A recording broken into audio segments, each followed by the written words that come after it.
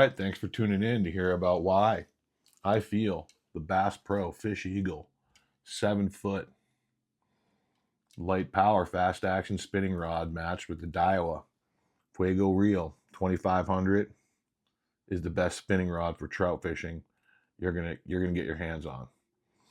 First, let's remind everybody we're fishing mostly hair jigs, flies, stuff like that, light tackle stuff for trout in rivers and streams and lakes. You've seen a bunch of my videos on my channel. You'll see this rod in my hand. You'll see this reel. But let's talk about price point. The main reason why I want you to get this rod and reel combo is because I've had numerous reels, rods, lines, all the different price points, all the different types, and I've settled on this one. I have about 9 of these Fish Eagle rods. I have a fly rod that I've had since the late 90s, and I currently have 4 of the Diawa Fuego reels. I have 2 2500s and 2 3000s, and I think I need to get a couple 2000s and a 1000, and I'll tell you why.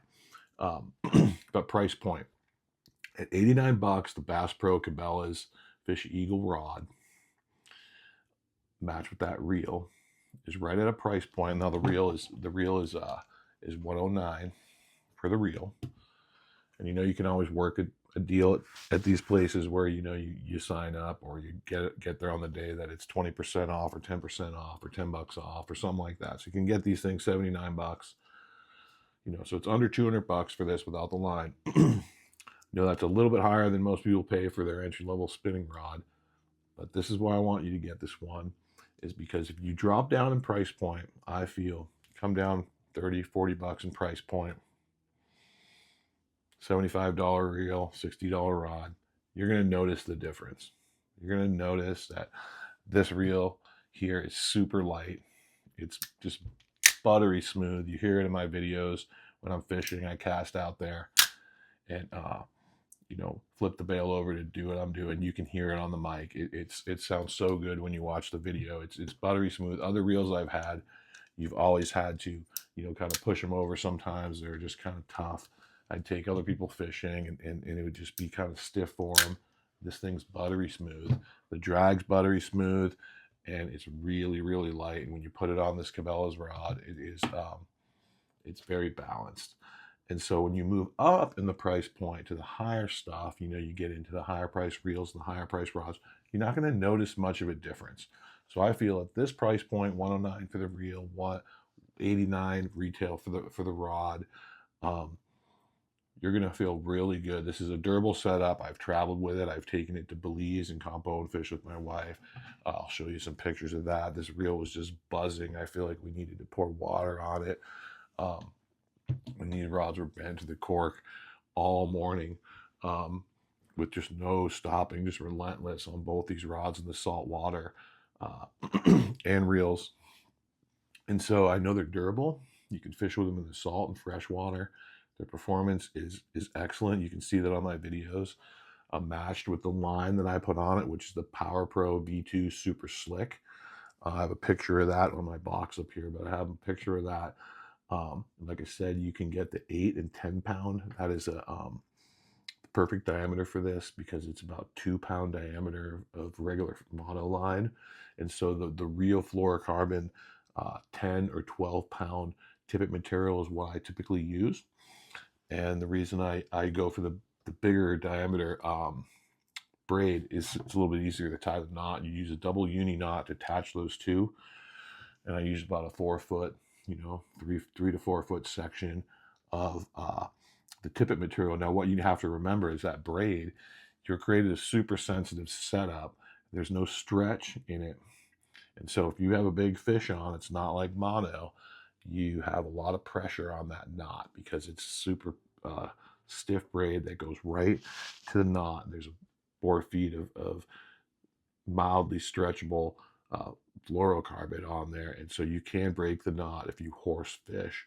And so that's why you need a really good drag and a light action rod or light power rod that loads. The tip just flexes and lets that line peel off the drag. That's what allows you to hook these fish and land these big 20-inch trout on this rod. The other good thing about this setup with that line and the weighted jigs that I use, you've seen my jigs, they're 1/16, 1/8. With that line on there, it's very sensitive, so you can feel everything. You can feel every tick on the bottom, and you can feel every grab. It just gets real soft. You can sometimes feel fish kind of hit it and then come back and take it real quick. One of the things you see when you're fishing the hair jigs that I fish is as soon as it hits the water, they're on it. And so as soon as you click over the bail and get contact with the weight, you have a fish on. And so that's why you need a super fast, smooth reel. That's gonna, as soon as your hand touches it, you're gonna be putting line on there. And this line, this reel has 7 bearings in it, so it's picking up about 34 inches of line with every crank. So you're right on the fish. It's buttery smooth. So back to the rod for a little bit. I want to talk about the rod because it's very important. I've seen a lot of people purchase the wrong rod just because they weren't necessarily thinking exactly about how they were going to fish. So the Cabela's Fish Eagle rod lineup, you'll see on the website, it goes from 5'6" in length, 5 foot 6 inches, all the way up to 7 foot. Now I have all of those. I have a 5'6", a 6, a 6'6", and a 7. So the 5'6" and the 6, those are ultralight and light powered rods. So rod power is how much weight it's going to cast. So this is very important, right? You don't want to get this wrong because we're fishing the lightest lures out there. 1/16, 1/8, maybe 1/32, maybe 1/4. But we're sitting in that 1/16, 1/8 window. And so to cast those lures and on these light lines, you need to have an ultralight or light power. And so for the ultralight, if you're really small streams and you want to fish a 5'6" or a 6 foot rod, that only comes in those two lengths. For the real light stuff, the 1/32 and 1/16 up to about a 1/8, that comes only in those two lengths. Where the light action, which what I fish this rod here, the light power, power and action, light power. We're going to stick with power right now. That goes all the way up to the 7 footer. So because I fish on a bigger river, bigger water, bigger pockets, just a lot more wind out there, that kind of stuff, I'm fishing the light power Fish Eagle rod. All their rods in this Fish Eagle series are fast action, which means there's just a slight tip bend. And with these light weights, that allows us to really flick out the jig. So I'll put a graphic up there that explains action of the rod and power of the rod. And so these are light power rods, and they load up with light weights. If you move up the line into the medium heavy, the medium, or the medium light, the medium, and the medium heavy, those take bigger and larger heavy weighted lures. So we're getting into the 1/4 when we're in the medium light, and then we're going beyond 1/4 into the 1 ounce, the 3/8, 1 ounce, into the medium and the medium heavy. So I have my rods, the 9 that I have, start out in the small end. The ultralight 5'6" I've had for a really long time. That's a really cool rod. You can do fun stuff with it. The 6 foot light. I have some 6 medium lights, some 7 medium lights, and the 7 lights. And so I haven't got into the heavier stuff yet. That's more like what I would use for, say, smallmouth bass, some big jerk baits and things like that. But for the real light hair jigs that I like to fish, this right here is the #1 rod I want you to get. The Cabela's Fish Eagle 7 foot light power fast action rod. Other cool thing about these rods that you don't really see in rods anymore is they have a full cork handle, right? A lot of rods have the core of the rod blank down in here and stuff.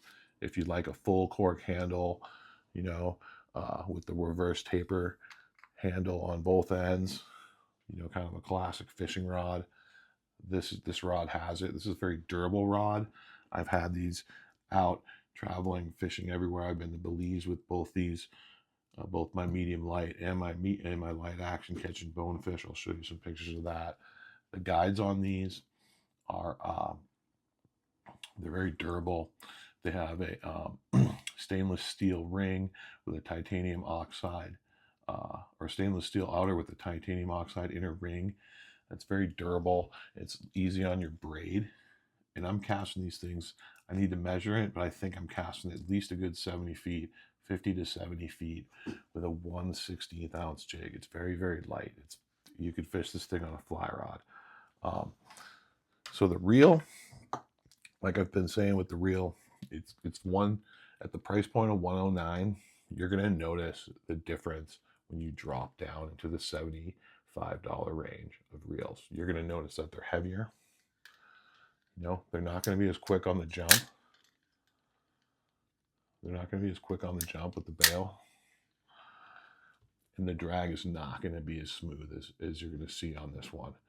And so the other key thing on this, when you do go to Bass Pro and you pick one of these up, if you can get it there in the shop, when you load your line on it, you want to put on a backing of like 6 or 8 pound mono.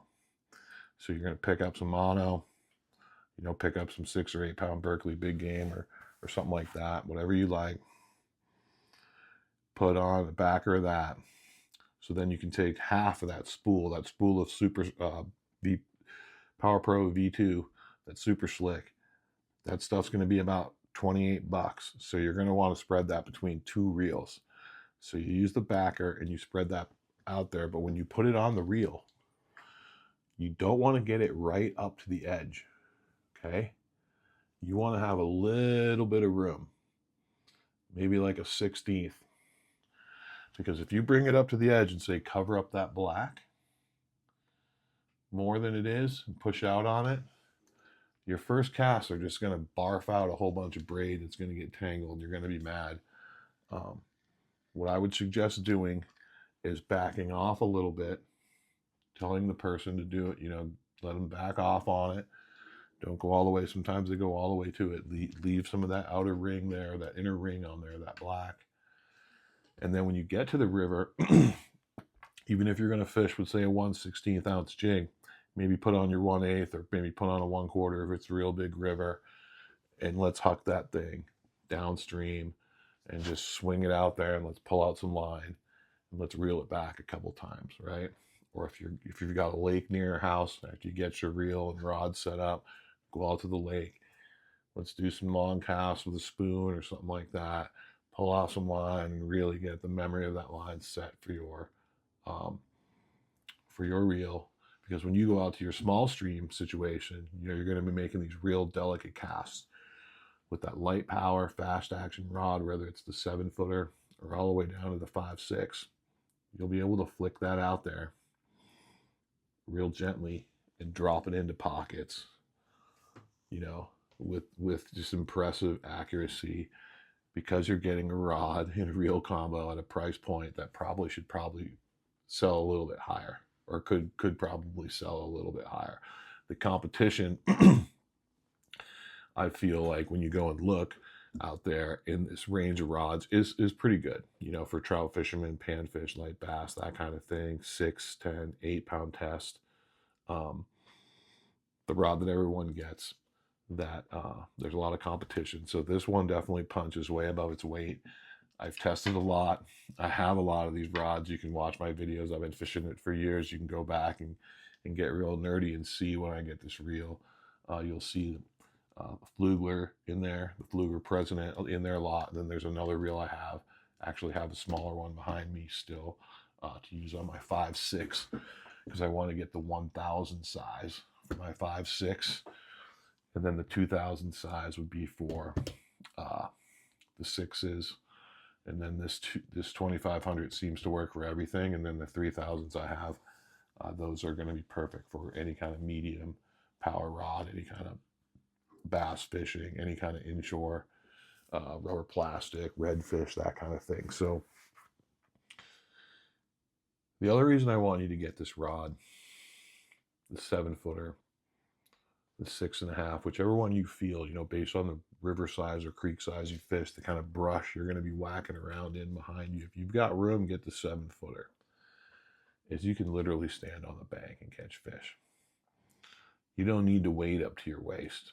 You don't need to climb out on all the slippery rocks. So if you're one of the older anglers that's watching my channel and doesn't really feel too cool about clambering around on all the rough substrate out there, and you want to just kind of walk the bank and poke it into this little root wad hole over there, or cast to the other side and hit a nice deep bank, but not have to wade all the way out in the middle of the river to do that, get yourself a 7-foot fish eagle, one of these reels, spool it up with the line, and you'll be amazed at how far you can cast. And then I'm pretty sure you can do all the techniques that I do on this one rod. I like to switch up to the heavier rod with the bobber when I fish the bobber and the dry fly, because you can cast it out and let it go way down the river. And so you have a lot of force reeling that bobber back up along the river. So I like to switch up to my medium light. But for today's video, Cabela's Fish Eagle, 7-foot light action rod. That's the one for you. Thanks for watching.